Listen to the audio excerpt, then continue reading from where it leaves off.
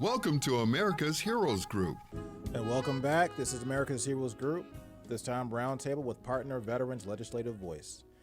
Please join America's Heroes Group now on Global's live streaming on Facebook Talk Radio. We're live streaming on Facebook. Like and share so others will become connected.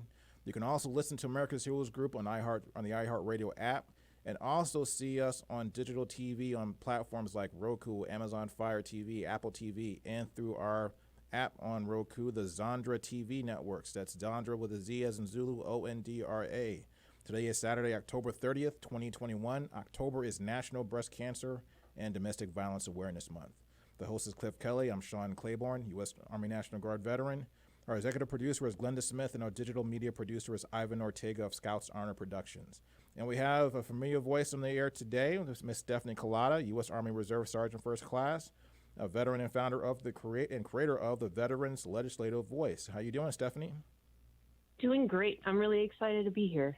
All right. And you're going to give us an update for the October Domestic Violence Panel Conference. So what was that all about? Yes. So Military Women's Coalition and also Combat Sexual Assault hosted a panel with survivors and also those that are now running and working in nonprofits to help those that were in domestic violence. And this is more specifically towards the families, military families, or the veterans themselves within their own couples situation with their domestic violence. This also includes men as well. We got a man's story, men's perspective of what was going on in his life and how he really was able to get past that. Wow. So what are some of the stories that came out of that conference? So we don't talk to, we know that there is such a thing as domestic violence, but sometimes I think we tune out the idea that people that serve this country actually sometimes come back with scars, and those scars can be taken out on their family members. So walk us through that a little bit, and then also give us maybe some statistics, if you have any, about how frequent and how pervasive is this problem? Yes. Well, the problem is so pervasive, it's actually very difficult to even put a statistic towards it because it does include the families. There's not really an easy, command climate survey for certain things like that. But for the PTSD that you did mention, it actually becomes a very common narrative for victims of domestic violence to use that as an excuse for their partners. And I mean, nothing against anybody that has PTSD. I have it. Many other people have it. But what the victims of domestic violence have trouble understanding is that it's still not an excuse to treat them that way. I myself is a domestic violence survivor, and I even use that as an excuse as well. I got out of the relationship because I got deployed while he was deployed, and that was how I was able to escape. And certain other victims aren't normally that lucky, I guess.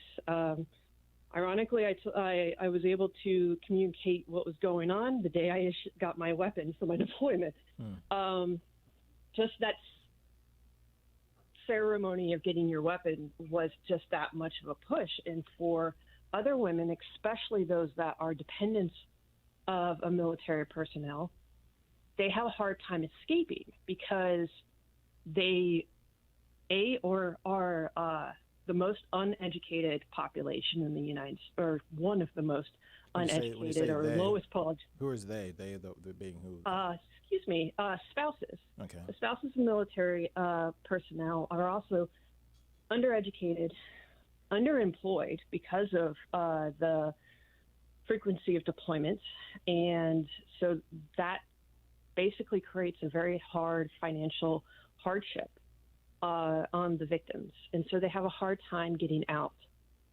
There was cases that they talked about that the military member or military spouse has stolen the dependent's ID just to control her in that way. And so the other issue with also the military spouses or other veteran spouses or even military members themselves that are the victims, there isn't a one place on the base installation for those type of situations. Of course, yeah, you can go to the command You can go to your own chain of command if you're one of the victims. You can go to the chain of command for the one that is the aggressor.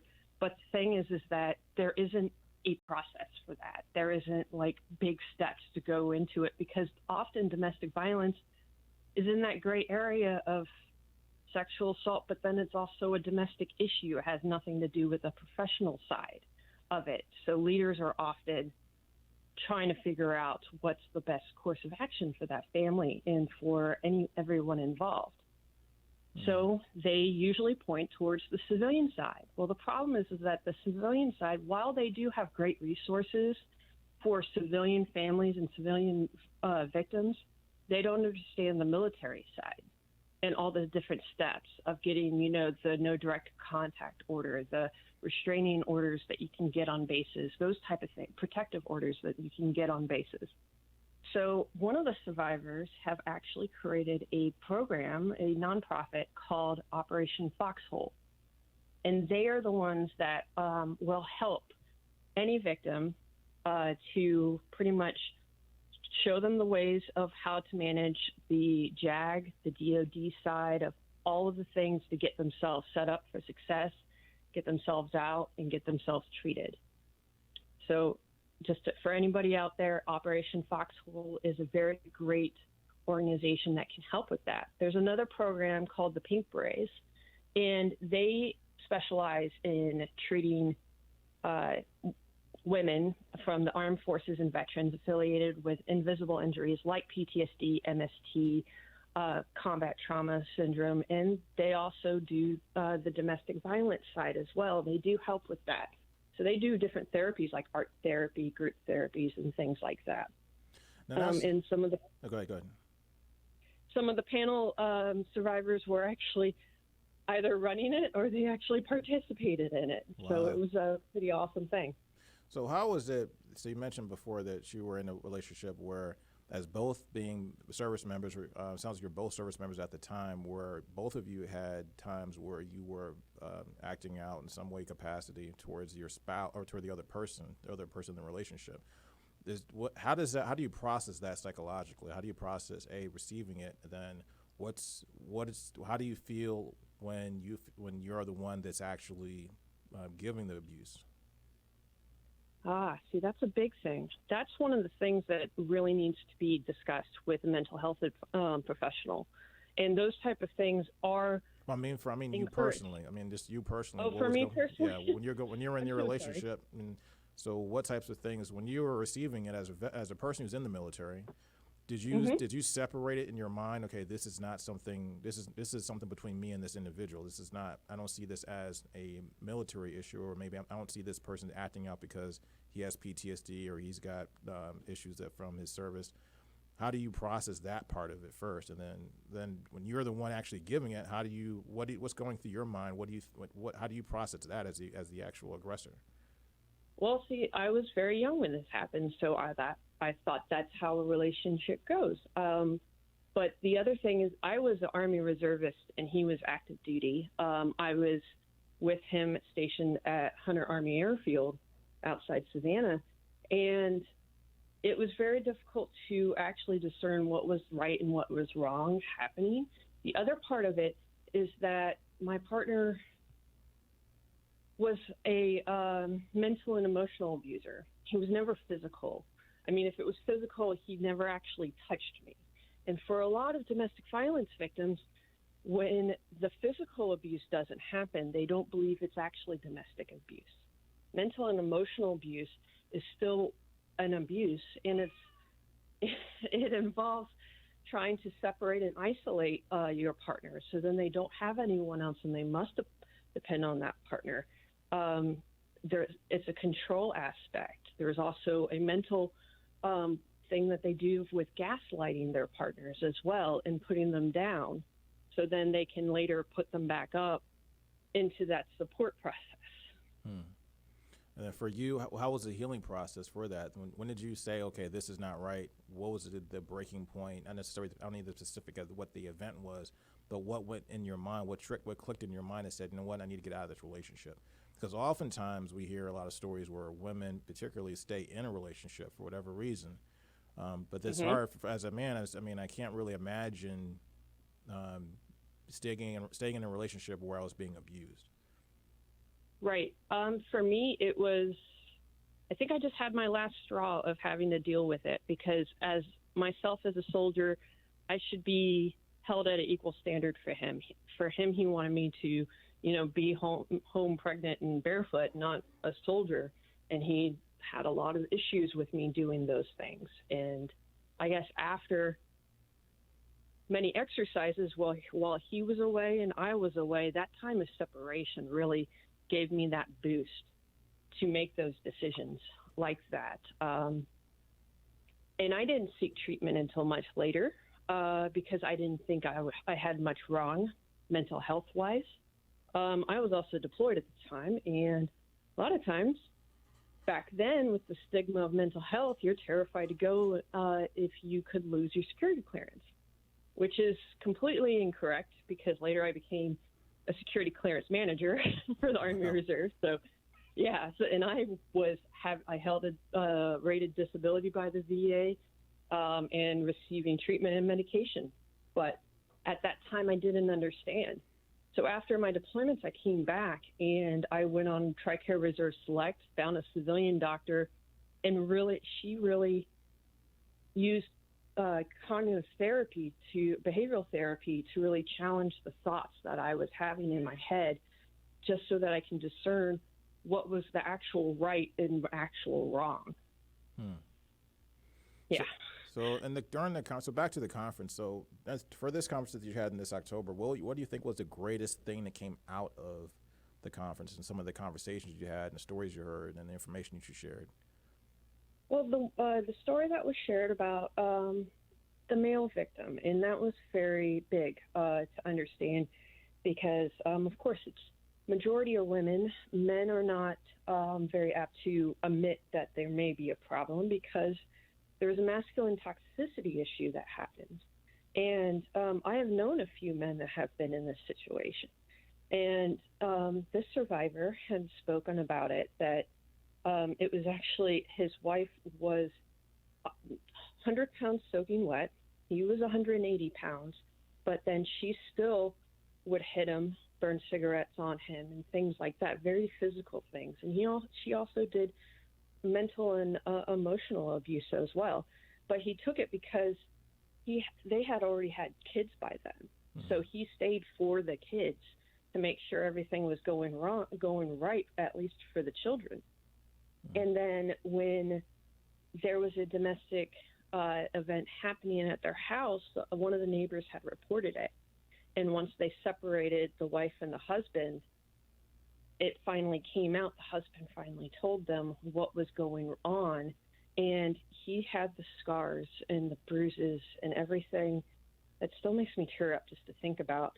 He had that evidence of what was going on in the relationship. And he had to still spending a lot of his own money to make sure that he maintained the custody over the children. He had the protective order, all the different things that was needed for that case. And it was a very hard thing to listen to. But just to know out there, for any men involved, it does happen in it. And whatever they're feeling is valid. And they are valued. And so they shouldn't be treated that way as well. And you touched on an important point, because for men, particularly if you have children with someone, it's very difficult, because then your biggest fear is losing custody of your children or not seeing your children, because oftentimes when something becomes physical or violent, usually the man's the first one that's looked to as as assumed to be the aggressor or somehow at fault. Oftentimes we don't see women as potentially being the aggressor in a violent relationship. Yes, very true. And then just even without any of that pretense that might happen, the mother still 9 times out of 10 will maintain a primary custody over the children. So it's that hard walk that you have to take to try to make sure that you can do what's best for the children as well. So tell me a little bit more about the Veterans Legislative Voice. We know we've talked about this before, but give us in a brief 30-second snippet, like, what is your organization, what do you do, And then also, what types of things can your organization do to solve or make this issue bring more awareness to it, or in some ways help the problem? Yes. So Veteran Legislative Voice is just a one-stop shop. So you can figure out what bills, policy that can help you, help others, and help anyone else that you are worried about and want to support. And I focus on veterans and military issues. Since we had spoken about the domestic violence, there is two bills that I do want to highlight. And one is the Military Family Violence Prevention Act that was introduced, and that is actually a bill that is going to expand and enhance programs and activities under the DoD for prevention and response, specifically for domestic abuse, child abuse, and neglect among military families. And the other bill is the Violence Against Women Act, Reauthorization Act, and that one would actually reauthorize things that from a previous bill from 1994. And this also will include for veterans that they will also have a center and a location for veterans to deal with it. Because for veterans, when there is an abuser, and if it's the actual veteran and the caretaker is the victim, the caretaker tries to leave the situation, they are also liable for elder abuse or neglect because of that. So there's an added legal issue that they may have if they try to escape. So this type of center would help support them as well. Okay. And talk about one thing, too, because I'm already getting buzzes on social media that there's so many laws already on the books that we don't need more laws, blah, blah, blah, whatever. Explain us and walk us through the necessity of either refining laws or adding new laws, as opposed to, there's already, of course, laws in the books that make it illegal to hit someone or to assault someone or to abuse someone. But the types of legislation we're talking about is still a little bit different. Yes, it's more of the funding for the programs to support those that are going through these situations, but also to help prevent or to intervene when things are about to happen, are happening, that type of thing. Okay. That's more of the side for legislative bills. It is more about funding to support those that are going through for the government. Mm-hmm. And how do people get a hold of the Veterans Legislative Voice? How do they connect with you, and how do they support you? Okay, so you can search Veteran Legislative Voice. I am on Facebook, Instagram, and Twitter. And my website, which I am almost done with reorganizing, but it looks really great right now.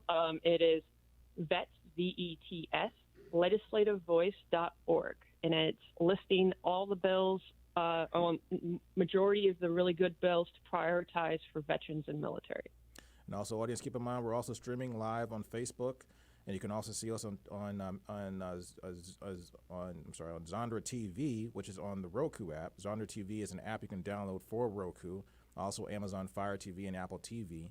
And you can also listen to us on the iHeartRadio app. Just search America's Heroes Group and watch us on digital streaming.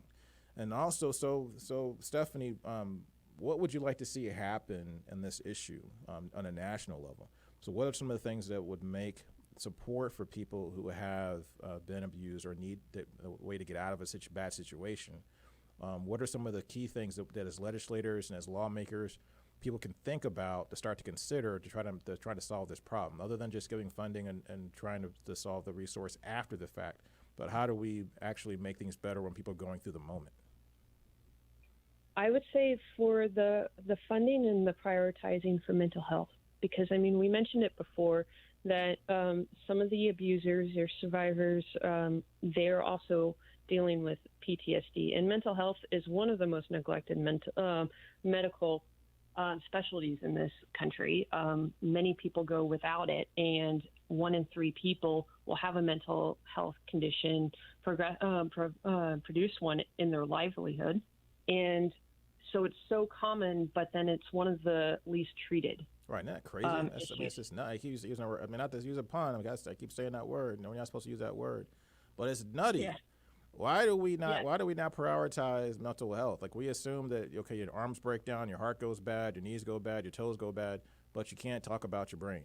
I don't get it. This doesn't make any sense to me. Right, and for me, I was raised in a Christian household, but then my grandparents were, back when mental health was still being put still trying to get put together. One of my grandfathers was dealing with bad depression. They prescribed him Vicodin, and he got addicted. Because back then it was supposed to calm people down. And those type of misuses, mistreatments from the past just causes all these different rifts and feelings and perspectives towards mental health. I know other cultures, they don't believe to do that. My mother kept telling me to just go to church and I'll be fine. And gotta love church, but I need this on top of that. So those type of things just have to keep in mind and keep fighting that stigma. And I wonder sometimes if there is a connection, because this is a country in a lot of parts of the world. I can't tell you what it's like United States versus other countries, but this country, I know that we do a lot of self-medicating. So we use alcohol, we use all kinds of illicit drugs, and now we're using medical marijuana and things like that, which is going to be probably national at some point. I mean, I'm just saying that from my own perspective. I don't know if it's actually going to happen, but it probably will at some point. So there seems to be people are self-medicating all across the country in different ways. There's got to be a canary in a coal mine at letting you know that mental health is something that more people are willing to admit that they suffer from. Right, and they really need to start from, to me, education from the beginning. Teach kids, what you're feeling is valid, and this is how you deal with it. You're getting mad. Let's figure out how to get you calm. What's causing you to be mad? And let's try to fix this. Those type of things, learning that from an early age will cause so many children from that generation to have a much better intelligence about their mental health and their emotional intelligence, so they know how to deal with things. I also agree with having teachings and classes on consent to understand the personal boundaries between each other and what is consent and what is actually not consent. Those type of things should be taught at an early age. I agree. It makes a lot of sense. So do you have any concerns or maybe there's a right or wrong way to craft a law when you're talking about something as complicated as mental health? Because oftentimes we see that when legislators try to create laws, because they don't have the specialty or the knowledge of the specific area we're talking about, that they can sometimes make a situation worse because they just don't know what they're talking about. Correct. And one of the things that most veterans are most worried about is losing their Second Amendment rights due to going through mental health treatment, because that is something that also gets brought up, and one of the reasons why some do not go for actual mental health treatment. Crazy fact, 40% of veterans that commit suicide were never treated for mental health. Wow. Just that statistic out there. They really need to be mindful of how getting a diagnosis, getting treatment would affect other things. To me, the other side of that is an employment. There is no standard for paid sick leave, paid annual leave, any other type of leave for the civilian sector in this country. And so people do not go get treated for many different things because they need to earn that money so they can pay their bills and keep their livelihood. So those type of things can be really important. So standardizing that. Stephanie, thanks for joining us, Stephanie. I really appreciate having you on your show. And if you have any questions, reach out to America's Heroes Group, and also see Stephanie Kalota, U.S. Army Reserve Sergeant First Class, on her website, Veterans Legislative Voice. And this is America's Heroes Group.